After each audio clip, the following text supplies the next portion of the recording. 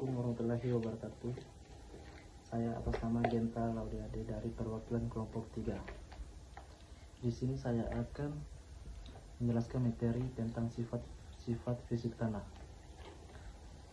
Secara fisik tanah tersusun atas partikel mineral dan organik.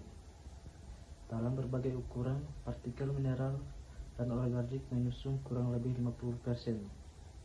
Volume tanah dan sisanya berupa pori yang terisi oleh air dan udara. Ada 3 fase dalam sifat fisik tanah, yaitu udara, air, dan mineral. Ketiga fase ini sangat dipenuhi oleh pemanfaatan sifat fisik tanah. Baik, itu saja. Halo teman-teman, perkenalkan nama saya Disa Putri. Nah, di sini saya akan memberikan materi tentang berat volume dan berat jenis.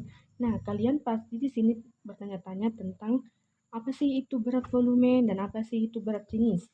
Nah, di sini saya akan menjelaskan berat volume. Berat volume atau dalam kondisi bahasa asing disebut bulk density adalah rasio antara berat tanah kering dan mutlak dengan volume tanah apa adanya. Volume tanah pada kondisi alami selalu mencangkup volume padatan dan volume pori. Dalam tanah yang banyak mempunyai pori tertentu akan mempunyai BF yang rendah, dan sebaliknya tanah yang mampat akan mempunyai BF yang tinggi. Nah, di sini sedangkan berat jenis BJ atau dalam bahasa asing disebut dengan specific density adalah rasio antara berat tanah kering mutlak dengan volume partikel tanah volume pori yang ada di dalam tubuh tanah tidak diperhitungkan. Kisarannya berat jenis tanah dimanapun akan kering. Nah, itu saja yang saya bisa berikan materi tentang berat volume dan berat jenis. Materi selanjutnya akan dibawakan kepada teman saya. Nah, porositas tanah menggambarkan jumlah pori yang ada di dalam tanah, biasa dinyatakan dalam satuan persen. Porositas tanah dihitung dengan rumus N sama dengan 1 BV per BD kali 100%, di mana N adalah porositas tanah, BV berat volume, BD berat jenis. Berdasarkan kapasitas penyimpanan air tanah, maka pori tanah terbagi menjadi 2, yaitu pori makro dan pori mikro. Baik, struktur tanah terbentuk pori makro dan berperan penting dalam sirkulasi air dan udara. Pori makro berukuran diameter 200 mikron, sedangkan pori mikro berukuran diameter 30 mikron. Pori mesar adalah pori yang berukuran 30-200 mikron. Baik, adapun pengertian dari pori makro adalah rongga yang terbentuk di antara agregat tanah, sedangkan pori mikro adalah rongga yang terbentuk antara partikel penyusun tanah. Air dalam tanah atau sering disebut dengan lengas tanah. Lengas tanah dikelompokkan ke dalam lengas fisik, lengas kimia, dan lengas biologis. Udara tanah merupakan kehidupan di dalam tanah, di mana akar tanaman menggunakan udara dalam tanah untuk bernapas, sehingga apabila tanah terendam banjir dalam waktu yang cukup lama, maka tanaman akan mati karena tidak dapat melakukan pernapasan. Kehidupan di dalam tanah termasuk akar tanaman menggunakan udara dalam tanah untuk bernapas. Tanah dalam kondisi terendam banjir dalam jangka yang cukup panjang dapat menyebabkan tanaman mati lemas karena akar tidak dapat melakukan pernapasan udara. Tanah berbeda dengan udara atmosfer dalam beberapa hal, yaitu 1. Udara tanah tidak selalu terus-menerus terdapat dalam pori-pori, melainkan silih berganti dengan lengas tanah berasal dari atmosfer maupun proses kimia beserta biologi yang berlangsung di tanah. 2. Yaitu Udara tanah umumnya mengandung uap air yang lebih daripada udara atmosfer. Ketiga itu kandungan CO udara tanaman umumnya lebih banyak sedangkan O lebih sedikit. Sekedar N hampir sama CO lebih tinggi karena kegiatan biologis yaitu pernapasan akar dan kegiatan jasad renut mengambil O. CO juga hasil proses pembusukan atau perombakan bahan organik. Kadar O lebih rendah karena digunakan untuk pernapasan akar tanaman dan jasad renik. Kadar air lebih besar karena uap air tidak leluasa berpindah dari satu tempat ke tempat lain seperti atmosfer. Faktor yang mempengaruhi komposisi atau susunan udara tanah terbagi menjadi tiga, yaitu iklim ke tempat lain seperti atmosfer. Faktor yang mempengaruhi komposisi atau susunan udara tanah terbagi menjadi tiga, yaitu iklim. Pertama yaitu iklim dan musim. Di daerah tropik hamid pada musim hujan mengandung udara tanah lebih sedikit dibandingkan di daerah arid. Yang kedua yaitu sifat tanahnya yang meliputi tekstur, struktur dan tinggi, permukaan air, tanah, dan yang terakhir yaitu tanaman penutup. Keterdapatan tanaman cenderung mengurangi kadar O2 dan menambah O2. Keterdapatan bahan organik dan Assalamualaikum warahmatullahi wabarakatuh. Perkenalkan, nama saya Firmansyah, perwakilan dari kelompok 3. Di sini saya akan menjelaskan materi yang akan saya bawakan tentang tekstur tanah. Tekstur tanah adalah sifat fisik tanah yang merupakan gambaran deskriptif komposisi ukuran butir partikel-partikel penyusun tanah yang digolongkan ke dalam 3 ukuran utama. Ukuran partikel tanah yang kasar adalah pasir dengan diameter antara 2 sampai 0,5 mm. Ukuran partikel tanah yang halus adalah lempung dengan diameter lebih kecil dari 0,002 mm. Partikel tanah dan ukuran di antara pasir dan lempung disebut sebagai debu. Partikel tanah yang berukuran lebih kasar daripada 2 mm disebut dengan fraksi kasar tanah dan tidak dipertimbangkan di dalam klasifikasi tekstur tanah. Fraksi kasar tanah merupakan tambahan keterangan di dalam penyebutan kelas tekstur tanah jika memang keberadaannya dianggap memengaruhi pemanfaatan tanah. Tekstur tanah adalah sifat fisik tanah yang merupakan gambaran deskriptif komposisi ukuran butir partikel-partikel penyusun tanah yang digolongkan ke dalam 3 ukuran utama, yaitu 1 pasir, 2 debu, 3 clay. Di bagian ini akan dijelaskan oleh teman saya yaitu Henry. Terima kasih. Assalamualaikum warahmatullahi wabarakatuh. Perkenalkan, nama saya Hendrik dengan NIM A1B123043. Saya akan menjelaskan tentang tekstur tanah.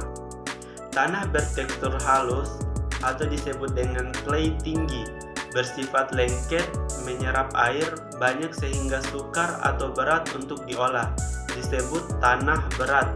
Kebalikannya adalah tanah ringan, pasir tinggi, Bang. Mungkin itu saja yang bisa saya sampaikan. Wassalamualaikum warahmatullahi wabarakatuh. Struktur tanah.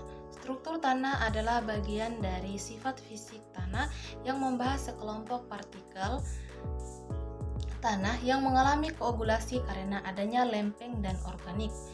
Pengumpulan partikel-partikel tanah dibagi menjadi 2 pori, yaitu pori sekunder dan pori primer. Pori sekunder memiliki peran di mana di dalam pengaturan keseimbangan air dan udara lebih penting daripada keberadaan pori primer. Sedangkan pori primer adalah rongga yang terbentuk antara partikel-partikel tanah secara tunggal. Pengamatan struktur tanah di lapangan dibagi menjadi 3. Yang pertama, tipe struktur, yaitu bentuk dan susunan agregat. Yang kedua, kelas struktur, yaitu ukuran agregat. Yang ketiga, derajat struktur, yaitu kuat lemahnya agregat. 1. Tipe struktur tanah. Tipe struktur tanah dibagi menjadi 2, yaitu pembentukan struktur dan lapis dan tipe-tipe struktur utama. Pembentukan struktur dibagi menjadi 2, yaitu butir tunggal, di mana butir tunggal adalah tipe struktur yang khas pada tanah bertekstur pasir. Kedua, masif atau pejal, di mana masif atau pejal ini adalah tipikal pada tanah bertekstur lempung. Kemudian, tipe-tipe struktur utama dibagi menjadi tipe struktur lempeng, yaitu tipikal struktur satuan tanah yang kaya akan organik. Tipe struktur tanah yang lain yaitu granulir, gumpal, dan tiang menyundut atau prismatik, serta tiang membulat atau kolumnar adalah tipikal dan tekstur tanah selain pasir di lempung dan tanah kaya bahan organik. Tipe struktur tanah, gumpal, dan tiang adalah tipikal untuk struktur tanah horizon B. 2. Derajat struktur. 1. Tak beragregat, yaitu butir-butir tunggal terlepas lepas. Kedua, lemah, apabila struktur tersentuh mudah hancur. Ketiga, sedang, yaitu agregat jelas terbentuk dan masih dapat dipecahkan. Keempat, kuat. Agregatnya mantap dan tidak dipecahkan, terasa agak sukar dan berketahanan. Faktor-faktor yang mempengaruhi struktur tanah. Yang pertama, pembahasan dan pengeringan. Yang kedua, pembekuan dan pencairan. Bismillahirrahmanirrahim. Perkenalkan, nama saya Isman dengan NIM A1P12104. Di sini saya akan menjelaskan mengenai konsistensi tanah. Konsistensi tanah adalah sifat fisika tanah yang menggambarkan kuat lemahnya gaya kohesi dan adhesi antar partikel penyusun tanah. Konsistensi juga menggambarkan mudah tidaknya tanah hancur oleh karena satu tekanan atau beban. Struktur tanah menggambarkan bentuk, ukuran, dan kuat lemahnya agregat tanah dalam kondisi alami. Sementara konsistensi menggambarkan kondisi alami yang dipunyai oleh partikel tanah dalam menerima beban dan tekanan. Pasir tidak mempunyai gaya kohesi dan adhesi antar partikel, sehingga tidak kuat menahan beban. Contohnya seperti mobil yang berjalan di atas pasir akan mudah terperosok ke dalam pasir. Tanah yang bertekstur lempung mempunyai gaya kohesi antar partikel yang sangat kuat, sehingga menjadi sangat lekat ketika dalam kondisi basah. Pengolahan tanah menjadi sangat sulit pada tanah bertekstur lempung karena terlalu akan melekat kuat pada alat-alat pertanian.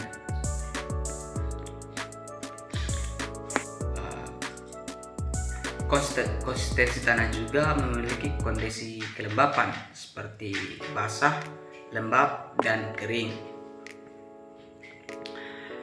Konsistensi tanah juga dapat ditentukan secara kuantitatif di laboratorium dengan menentukan batas-batas nilai Atterberg. Nilai-nilai Atterberg mencakup batas cair atau BC, batas lekat BL, batas gulung BG, dan batas berubah warna atau BBW. BC menggambarkan kondisi tanah basah. Penambahan kadar air di dalam tanah akan menyebabkan tanah bergerak meluncur menuruni lereng. BL menggambarkan kondisi kadar air dalam tanah di mana tanah dalam kondisi ideal untuk dilakukan pengolahan. BG menggambarkan kadar air dalam tanah sehingga memungkinkan tanah dapat dilakukan modifikasi bentuknya. BBW menggambarkan kondisi tanah yang kering. Jika kadar air dalam tanah melewati BBW, maka tanah akan mengalami perubahan warna, khususnya value dan chroma akan meningkat.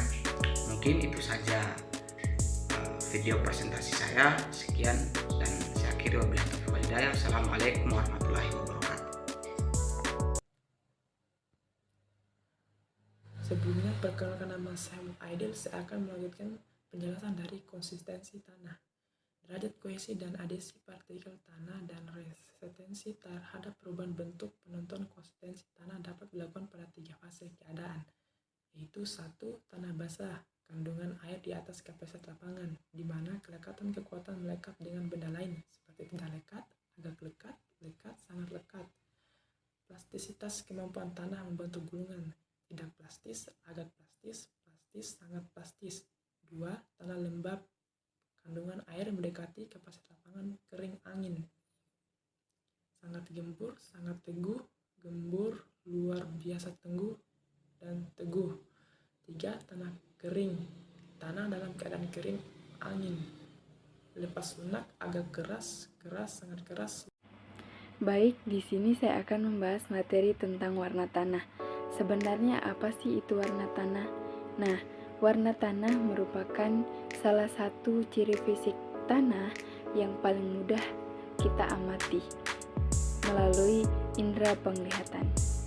Nah, warna tanah dapat digunakan untuk menduga sifat-sifat tanah, antara lain yang pertama kandungan bahan organik, yang kedua kondisi drainase, yang ketiga aerase tanah, dan masih banyak lagi. Nah, warna disusun atas 3 variabel, yaitu yang pertama hue. Hue ini menunjukkan terhadap warna spektrum. Yang kedua ada value. Value ini menunjukkan kecerahan warna, sedangkan chroma menunjukkan intensitas warna. Warna-warna ini bisa kita tentukan dengan cara kita membandingkan dengan warna tanah dan kita bandingkan dengan buku pada Munsell Soil Color Charts. Nah, ketiga variabel di atas kita kenal juga dengan sebutan. Nah, hue itu merupakan warna utama tanah, di mana itu merajai cahaya yang terlihat, sedangkan value merupakan derajat warna yang kisarannya dari putih ke hitam.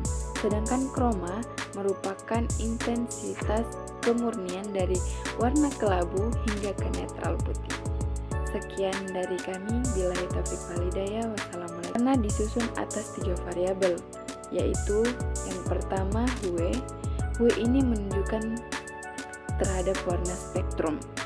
Yang kedua ada value. Value ini menunjukkan kecerahan warna, sedangkan chroma menunjukkan intensitas warna. Warna-warna ini bisa kita tentukan dengan cara kita membandingkan dengan warna tanah dan kita bandingkan dengan buku pada Munsell Soil Color Charts. Nah, ketiga variabel di atas kita kenal juga dengan sebutan. Nah, hue itu merupakan warna utama tanah, di mana itu merajai cahaya yang terlihat, sedangkan value merupakan derajat warna yang kisarannya dari putih ke hitam. Sedangkan chroma merupakan intensitas kemurnian dari warna kelabu